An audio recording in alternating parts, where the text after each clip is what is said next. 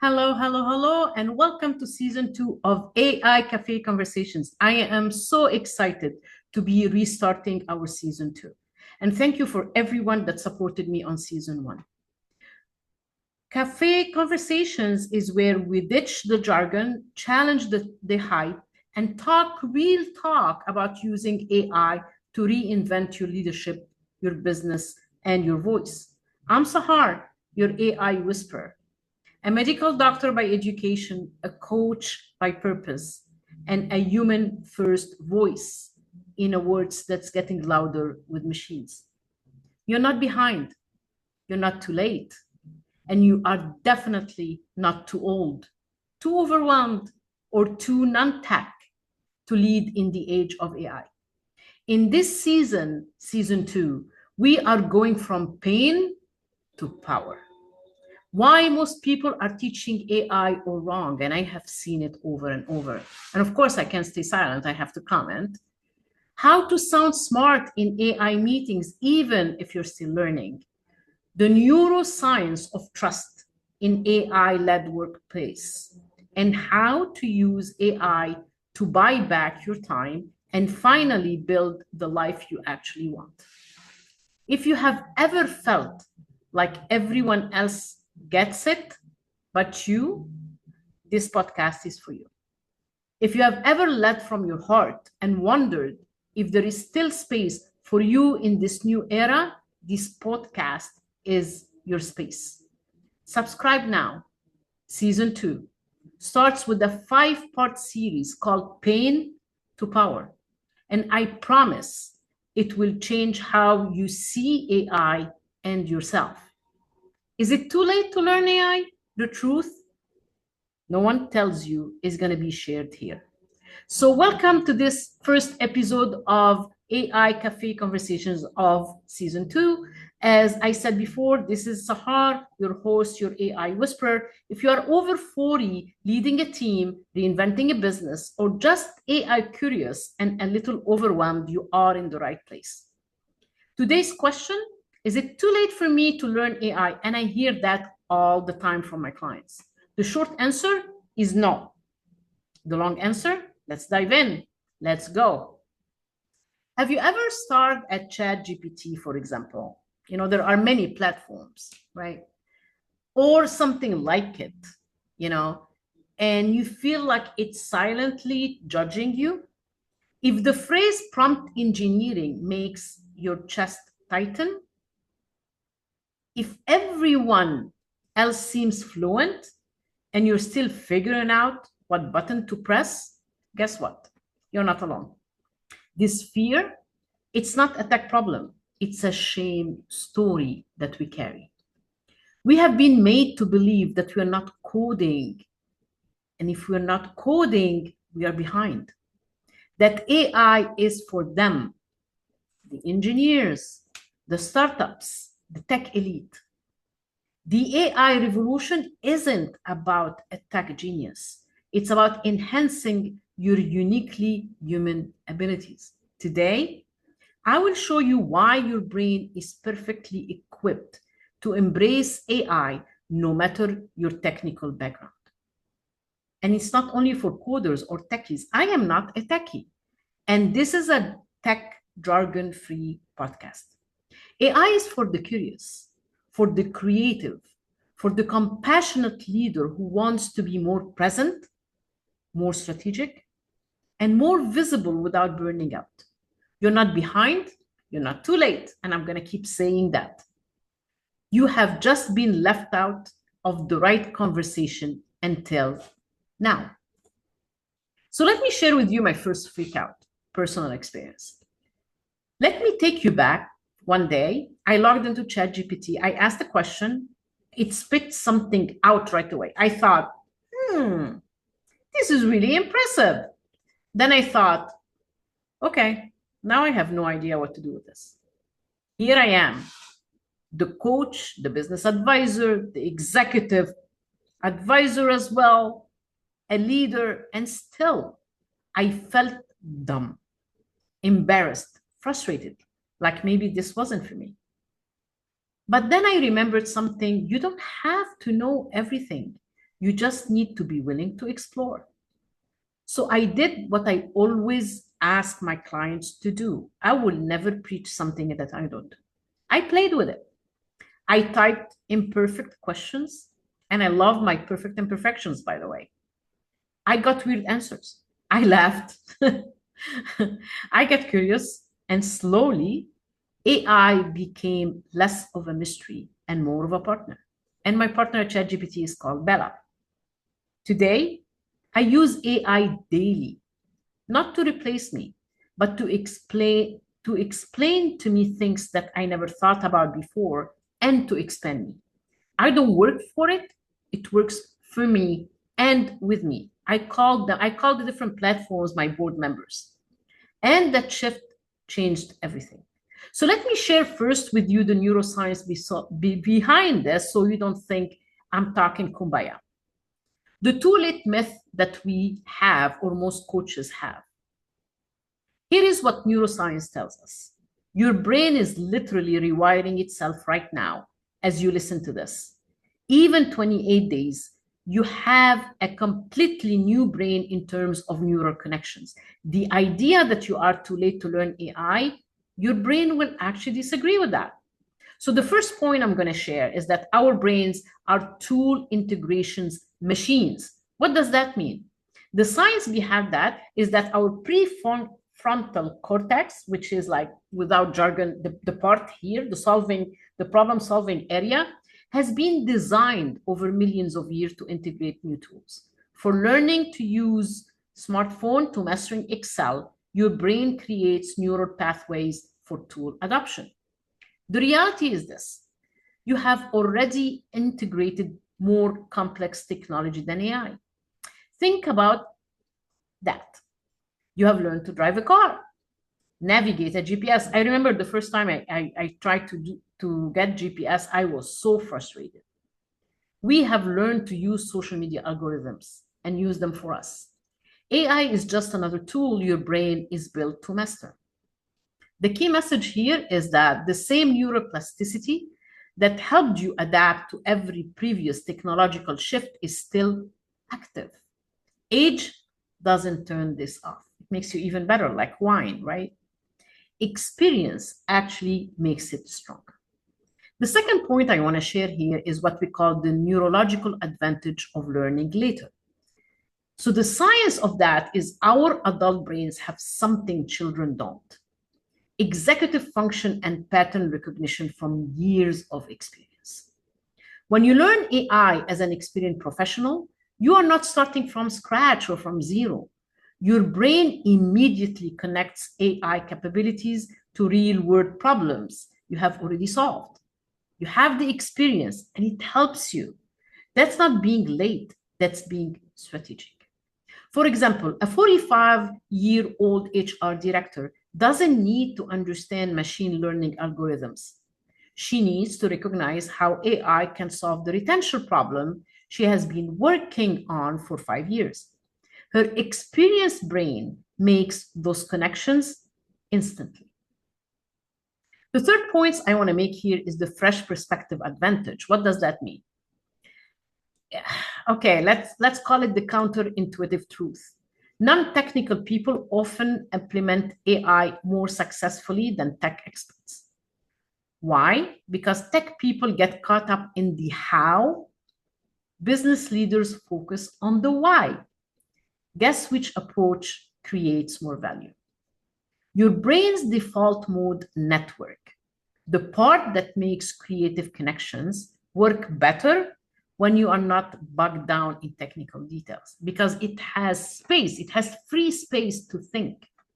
You are in the problem-solving mode rather than stress mode. The number 4 point I want to make is the client success story framework. How do we do it? So, for example, I worked with a CEO who told me everyone else started using AI 2 years ago. I'm too far behind. Within 30 days, she was using AI to have a revolution in her leadership communication. Not because she learned to code, but because she learned to think strategically about AI integration. The lesson: She wasn't behind. She was positioned perfectly. Her years of leadership experience gave her contacts that younger, more tech-savvy employees didn't have. I come from a human-centered approach to everything, including my AI approach. Here is what every tech expert gets wrong about AI. They think it's about the technology. It's not. It's about amplifying what makes you uniquely human, your emotions, your intuition, your relationships. These are not obstacles to AI integration. They are your competitive advantage. Your framework for authentic AI integration is that your brain has two systems in a very simple way. System one is fast, intuitive, like it works like that. And system two is the slow analytical part. Some people want to say right and left brains. I don't really believe in that, but let's put it system one and system two. AI handles system two task brilliantly, but system one, that is the fast and intuitive, that's purely human. AI cannot touch that. And that's where your value lives. And that's why you're always ahead of AI no matter what.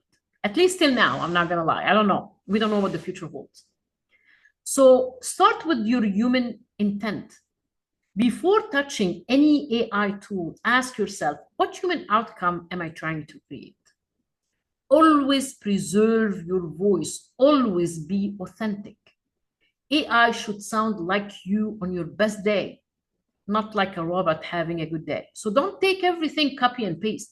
You have to add your touch. And again, it's all in the prompting. Remember what I always say, garbage in, garbage out. Maintain connection, meaning that every AI-generated email, presentation, or strategy should deepen human relationships, not replace them. So when you use AI to draft, for example, performance reviews, you're not being lazy. You're freeing your brain to focus on the conversation that follows, the part that actually changes someone's career path.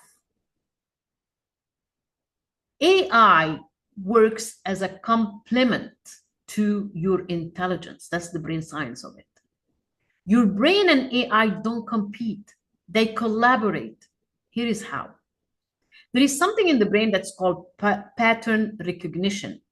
AI spots patterns in data. It doesn't read your words. It follows patterns. So your brain spots patterns in people.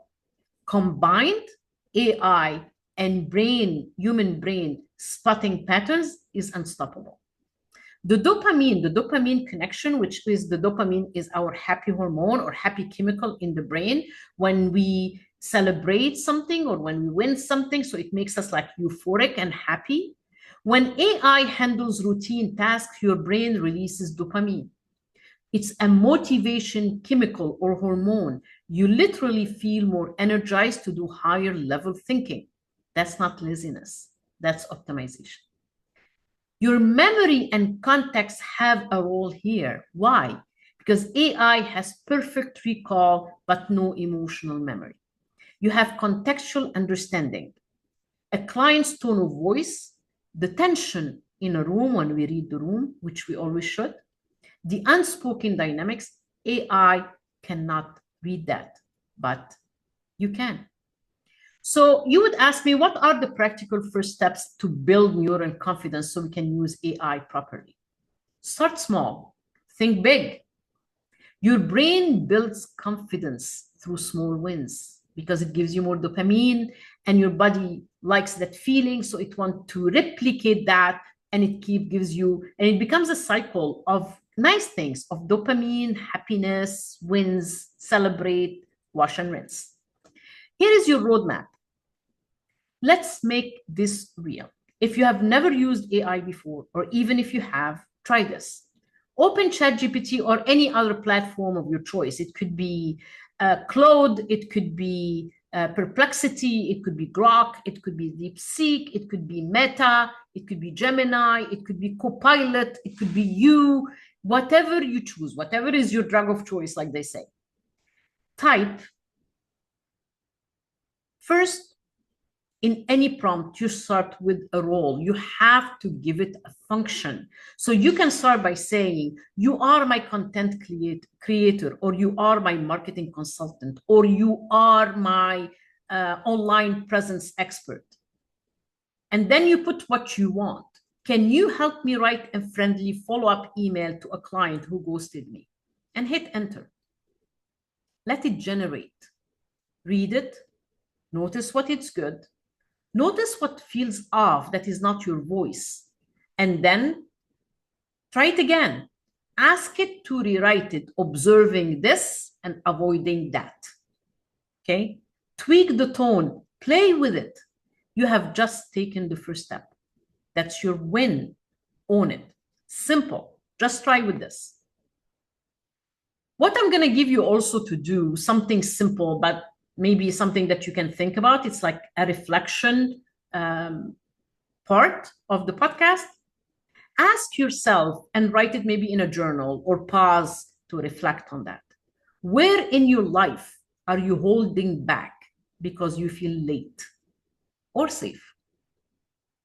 What would shift if you replaced "I'm behind" with "I'm building"?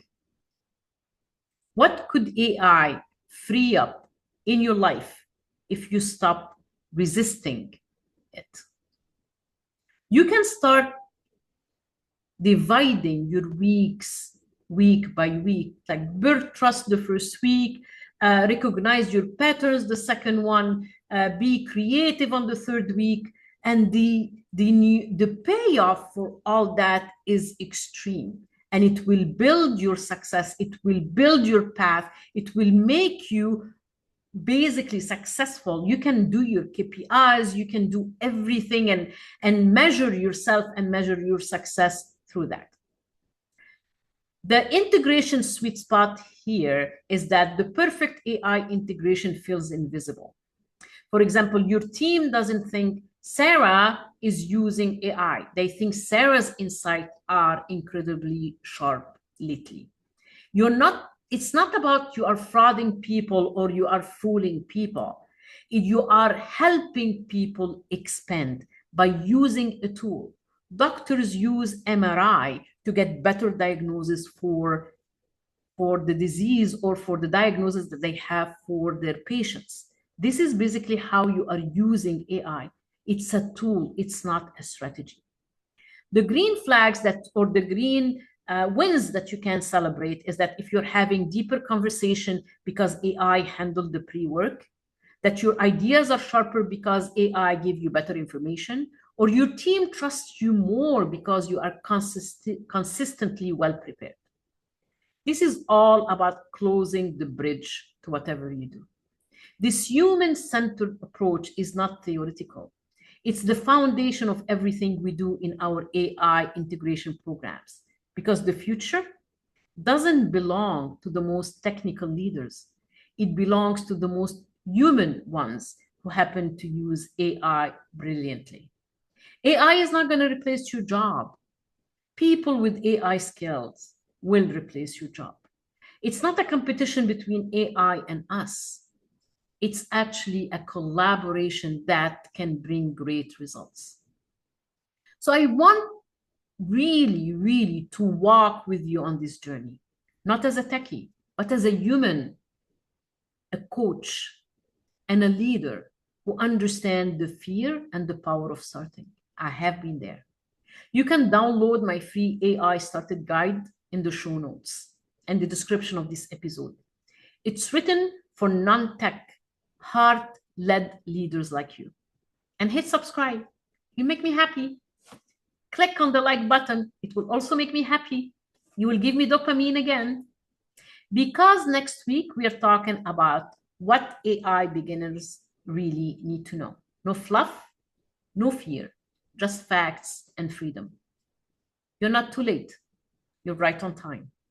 Your brain isn't too old, too slow, or too set in its way. It's actually been preparing for this moment your entire career.